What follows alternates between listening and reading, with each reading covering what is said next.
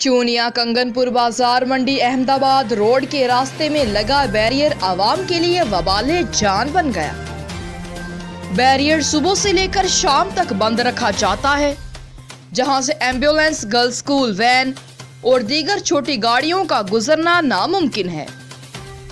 हमारे anchor person Hamid कसूरी की report के मुताबिक गुज़िश्ता रोज एम्बुलेंस में एक इमरजेंसी मरीज जिसको फौरी तिब्बी अमदाद की ज़रूरत थी, बंद बैरियर की वजह से एम्बुलेंस को अस्पताल में ताख़ीर से पहुंचने पर मरीज की हालत गैर हो गई।